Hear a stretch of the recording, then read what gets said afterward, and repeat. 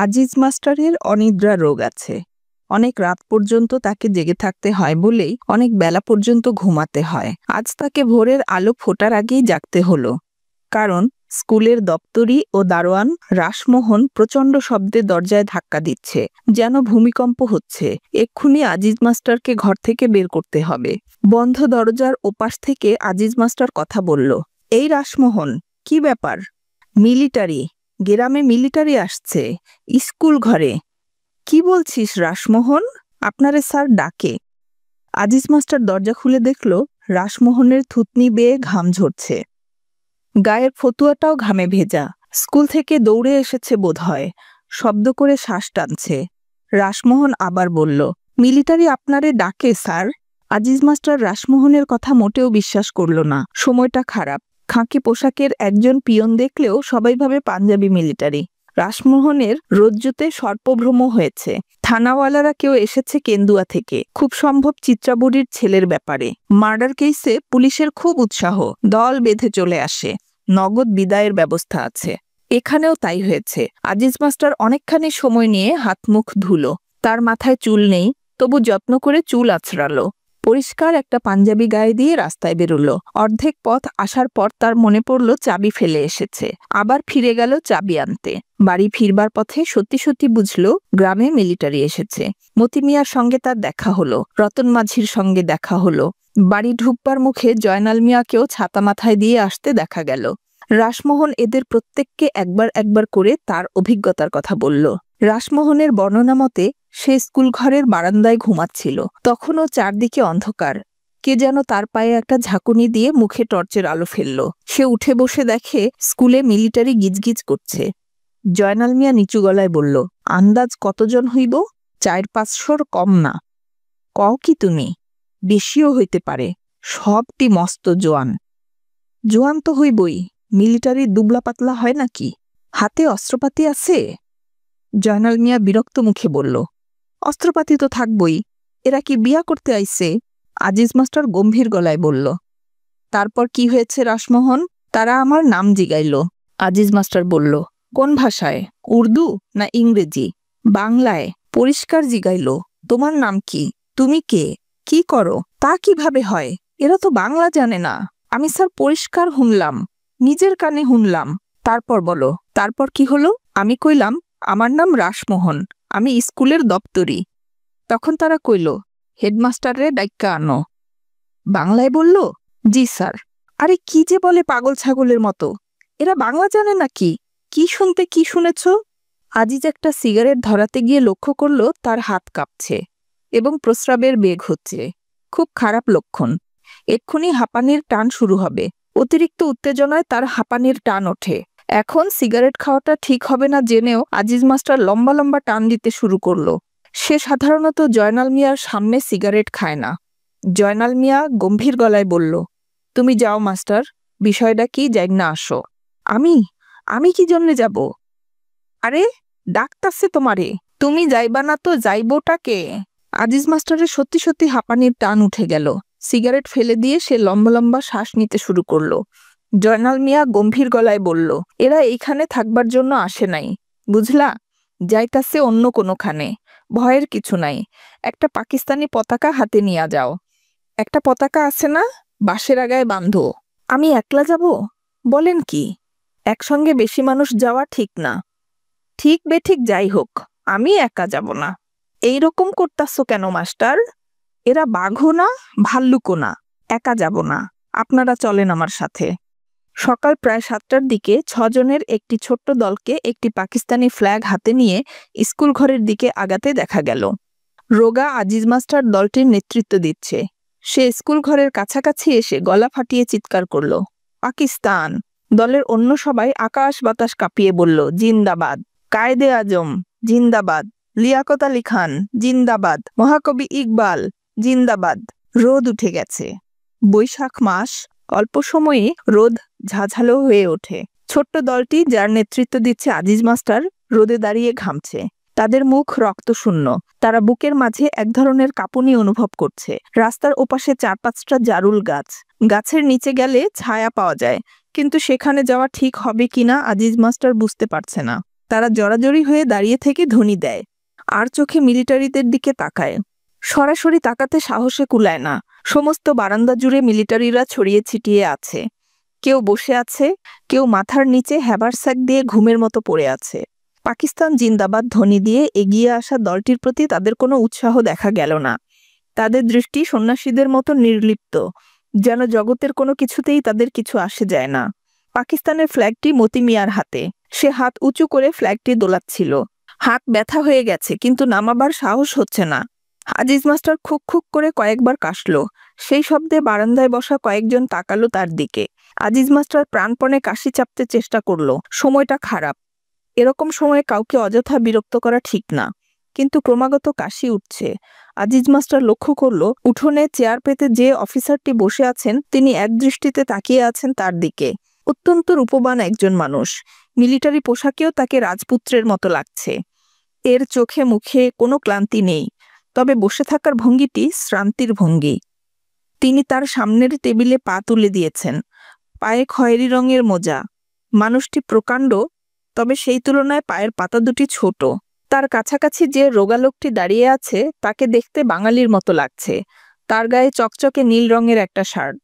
এই লোকটি খুব ঘামছে। ময়লা একটা রুমালে ক্রমাগত ঘাড় মুছছে। অফিসারটি মৃদুস্বরে কি যেন বলল নীল শার্ট পরা লোকটিকে। নীল শার্ট পরা লোকটি তীক্ষ্ণ গলায় বলল, আপনাদের মধ্যে হেডমাস্টার সাহেব কে? আজিজ মাস্টারের বুকের মধ্যে শিরশির করতে লাগলো। কে আপনাদের মধ্যে হেডমাস্টার? মতি মিয়া আজিজ মাস্টারের পিঠে মৃদু ধাক্কা দিল। আজিজ মাস্টার কাশির বেগ থামাতে থামাতে বলল, জি আমি। আপনি থাকেন, অন্য সবাইকে যেতে বলেন। যান ভাই, আপনারা সবাই যান, ভয়ের কিছু নাই। আজিজ মাস্টার একা দাঁড়িয়ে রইল। অন্যরা মনে হলো হাঁপ ছেড়ে বেঁচেছে, তবে তারা চলেও গেল না। জুম্মা ঘরের কাছে ছাতিম গাছের নিচে বসে রইল চুপচাপ। ব্যাপারটা কিছুই বোঝা যাচ্ছে না। মাস্টার ফিরে না আসা পর্যন্ত কিচ্ছু পরিষ্কার হবে না। মতি বিড়ি ধরিয়ে টানতে লাগলো। সে জয়নাল মিয়ার সামনে বিড়ি খায় না, এই কথা তার মনে রইল না। সময়টা খারাপ। এই সময় কোনো কিছু মনে থাকে না। ছোট চৌধুরীও সিগারেট ধরালেন। তিনি সকাল থেকেই ঘামছেন। মতি মিয়া বলল, ভয়ের কিছু নাই। কি কন? না, ভয়ের কি? এরা বাঘও না, ভাল্লুকও না। একেবারে খাঁটি কথা। অন্যায় তো কিছু করি নাই। অন্যায় করলে একটা কথা আসিল। একেবারে খাঁটি কথা, অতি লেজ্জ কথা। জয়নাল মিয়া উৎসাহিত বোধ করে। মতি বলল, নীলু চাচার বাড়ির যাই, চলেন। কথাটা তার খুব মনে ধরে, কিন্তু আজিজ মাস্টার ফিরে না আসা পর্যন্ত নড়তেও ইচ্ছে করছে না। রোদ চড়তে শুরু করে। ছাতিম গাছের নিচে একটি দুটি করে মানুষ জমতে শুরু করে। সবার মধ্যে একটা চাপা উত্তেজনা।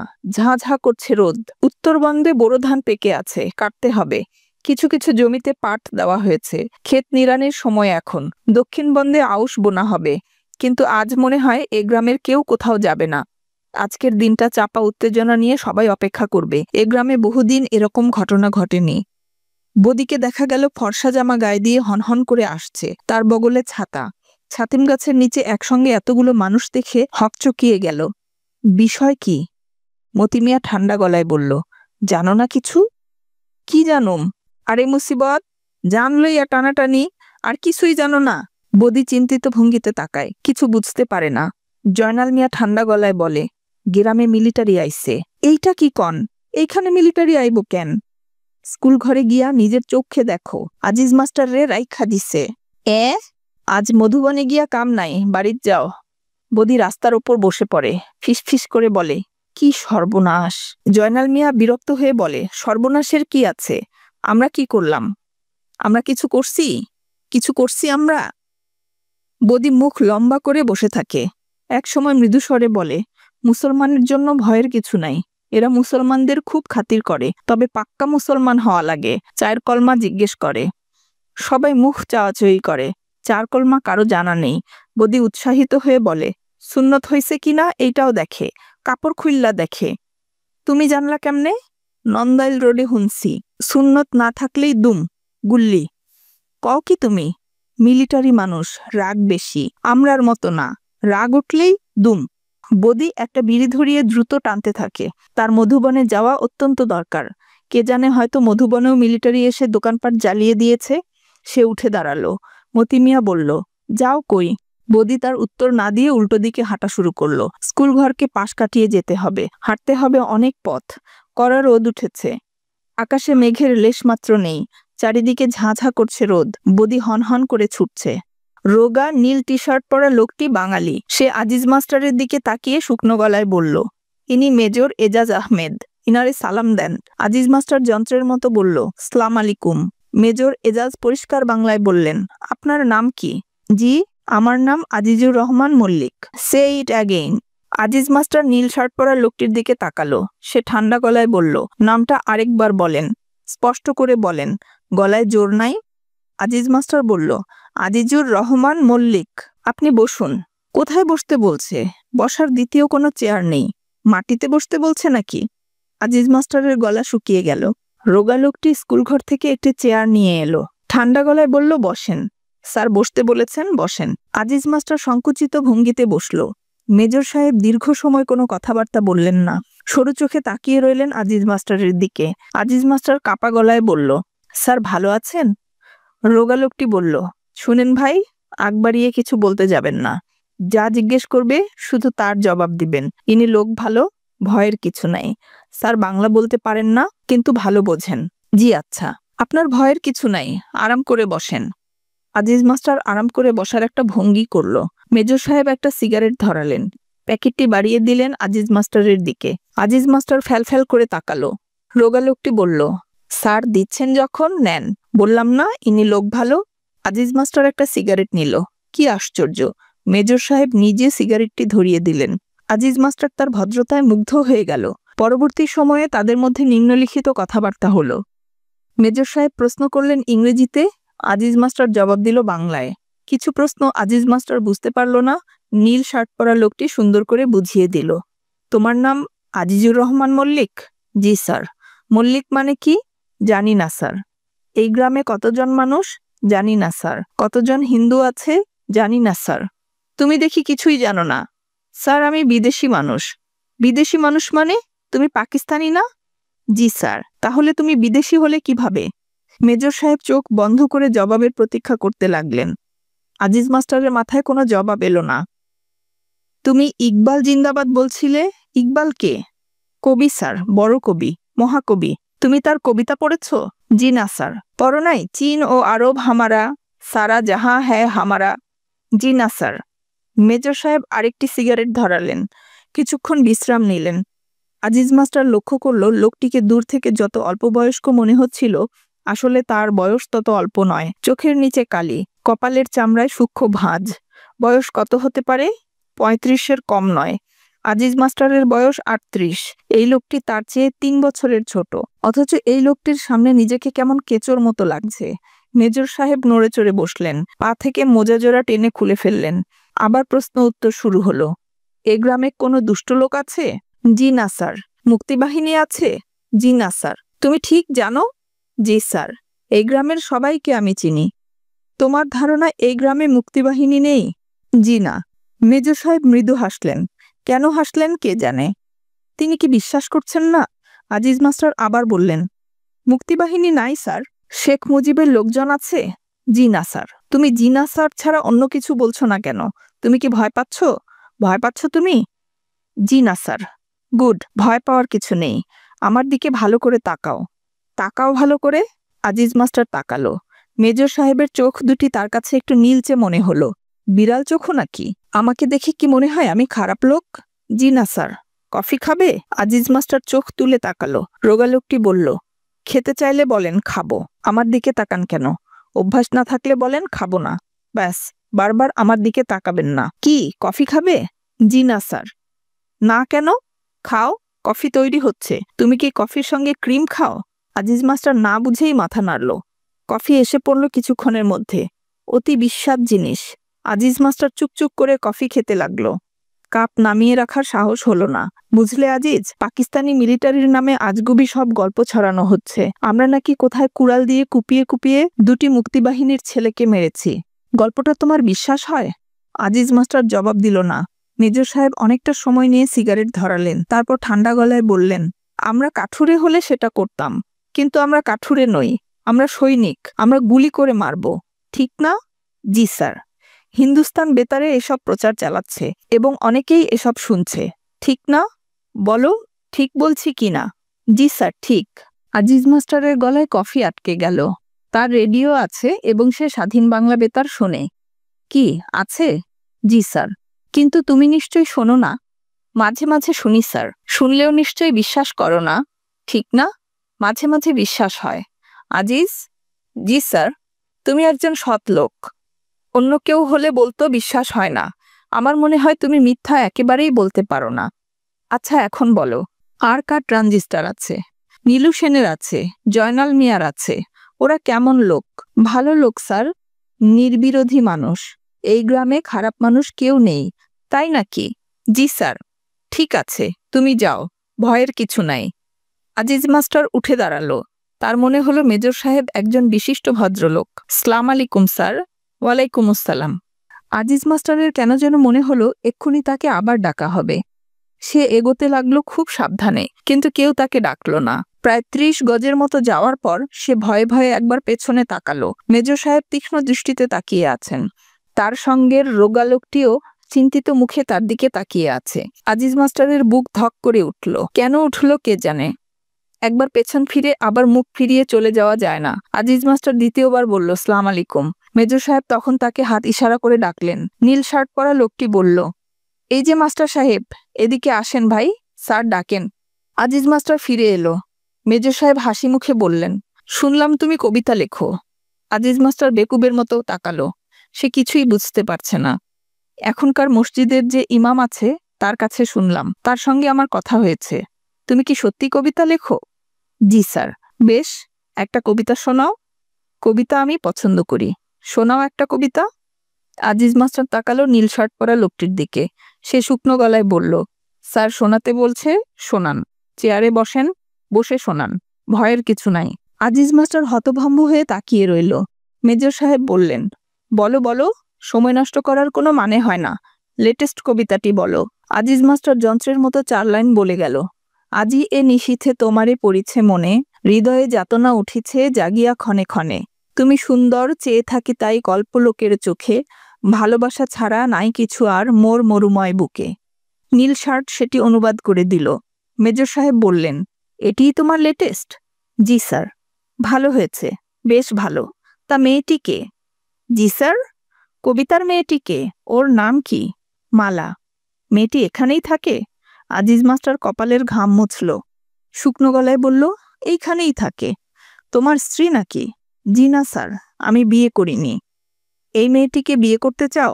আজিজ মাস্টার ঢোক গিলল। বলে কি এই লোক? কি বলো? চুপ করে আছো কেন? নাকি মেয়ের বাবা তোমার মতো বুড়োর কাছে বিয়ে দিতে চায় না? আজিজ মাস্টার খুক খুক করে কাশতে লাগলো। নীল শার্ট তীক্ষ্ণ গলায় বলল, স্যারের কথার জবাব দেন। স্যার রেগে যাচ্ছেন। মেজর সাহেব কৌতূহলী হয়ে তাকালেন। তার চোখ দুটি হাসি খুশি। বলো, মেয়েটির বয়স কত? বয়স কম। কত? 13-14। মেজর সাহেব হঠাৎ সুর পাল্টে নরম স্বরে জিজ্ঞেস করলেন, মেয়েটি কার? ওর বাবার নাম কি? আজিজ মাস্টার জবাব দিল না। মেজর সাহেব অসহিষ্ণু কণ্ঠে বললেন, শুধু শুধু দেরি করছো কেন? বলে ফেলো। নীল শার্ট বলল, কেন শুধু শুধু রাগাচ্ছেন? বলে দেন না। জয়নাল মিয়ার মেয়ে, ওনার বড় মেয়ে, যার বাড়িতে ট্রানজিস্টার আছে।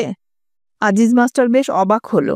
এই লোকটির স্মৃতিশক্তি বেশ ভালো, মনে রেখেছে। তুমি এখন আর আগের মতো স্বতঃস্ফূর্তভাবে কথা বলছো না। প্রতিটি প্রশ্ন দুবার করে করতে হচ্ছে। কারণ কি? আজিজ মাস্টার জবাব দিল না। তুমি কি আমার উপর রাগ করেছো? বলো, রাগ করেছো? না। এখন তুমি আর স্যার বলছো না কেন? নিশ্চয়ই তুমি আমার উপর রাগ করেছো। জি না স্যার। মেজর সাহেব অনেকখানি ঝুঁকে এলেন আজিজ মাস্টারের দিকে। গলার স্বর নিচে নামিয়ে বললেন, শোনো, ওই মেয়েটির সঙ্গে আমি তোমার বিয়ের ব্যবস্থা করে দিচ্ছি। আজ রাতে সম্ভব হবে না। আজ রাতে আমরা ব্যস্ত। কাল ভোরে। কি তুমি খুশি তো? আজিজ মাস্টার তাকিয়ে রইল। কি কথা বলছো না যে? বলো শুক্রিয়া। শুক্রিয়া। আমি কথার খেলাফ করি না। যা বলেছি তা করব। এখন তুমি আমার কয়েকটি প্রশ্নের জবাব দাও। মেজর সাহেব সিগারেটের প্যাকেট বাড়িয়ে দিলেন, নিজে একটি ধরালেন। তার চোখে এখন আর হাসি ঝিকমিক করছে না। তোমাদের এই জংলা মাঠে কি আছে? কিছু নাই, জঙ্গল। আমরা জানি ইস্ট বেঙ্গল রেজিমেন্টের বেশ কিছু জওয়ান এবং কয়েকজন অফিসার এখানে লুকিয়ে আছে। আজিজ মাস্টারের চোখ বড় হয়ে গেল। ওরা আমাদের 2 অফিসারকেও নিয়ে গেছে। একজন হচ্ছে আমার বন্ধু মেজর বখতিয়ার, ফুটবল প্লেয়ার। আমি কিছুই জানি না স্যার। কিছুই জানো না? জি না স্যার, আমি যতদূর জানি এ গ্রাম থেকেই তো ওদের খাবার যাচ্ছে। আমি স্যার কিছুই জানি না। আমি ভাবছিলাম জানো। জানি না স্যার। মেজর সাহেব চোখ বন্ধ করে সিগারেট টানতে লাগলেন। প্রচণ্ড প্রস্রাবের বেগ হয়েছিল আজিজ মাস্টারের। সে ভয়ে ভয়ে বলল, স্যার আমি যাই? মেজর সাহেব চোখ না খুলেই বললেন, সেটা কি ঠিক হবে? আমরা ওদের ধরতে এসেছি। এখন তোমাকে যেতে দিলে খবরটা ওদের কাছে পৌঁছে যেতে পারে। পারে না? আজিজ মাস্টার ঢোক গিলল। তুমি ওই ঘরে আজ রাত কাটাও। আমরা অপারেশন শুরু করব বিকেলের দিকে। আরেকটি বড় কোম্পানি আসবে আমাকে সাহায্য করতে। ওদের জন্যই অপেক্ষা করছি। আজিজ মাস্টারের হাঁপানির টান উঠে গেল। টেনে টেনে শ্বাস নিতে লাগলো। মেজর সাহেব হালকা গলায় বললেন, তোমাকে অনেক গোপন খবর দিয়ে দিলাম। তবে অসুবিধা নেই, তুমি বন্ধু মানুষ। যাও, ওই ঘরে চলে যাও। স্যার আমি কিছুই জানি না। জানো না সে তো আগেই বলেছ। সবাই কি আর সবকিছু জানে? জানে না। যাও, ওই ঘরে গিয়ে বসে থাকো। রোদ থেকে এসেছে বলেই কি না কে জানে, এই পরিচিত ঘরও আজিজ মাস্টারের কাছে অচেনা লাগতে লাগলো। অথচ এটা টিচার্স রুম। আজিজ মাস্টার রোজ এখানে বসে। মাস্টার সাহেব? কে? আজিজ মাস্টার অবাক হয়ে দেখলো একটা চেয়ারে ইমাম সাহেব জড়সড় হয়ে বসে আছেন। ইমাম সাহেবের নাক মুখ ফুলে গেছে, নিচের ঠোঁটটি কেটে গেছে। তার সাদা পাঞ্জাবিতে রক্তের ছোপ, কাটা ঠোঁট দিয়ে হলুদ রঙের রস বেরোচ্ছে। আজিজ মাস্টার দীর্ঘ সময় তার দিকে তাকিয়ে রইল এবং নিজের অজান্তেই একসময় তার প্রস্রাব হয়ে গেল। ইমাম সাহেব তাকিয়ে তাকিয়ে দেখলেন মেঝেতে প্রস্রাব গড়াচ্ছে। তার কোনো ভাবান্তর হলো না।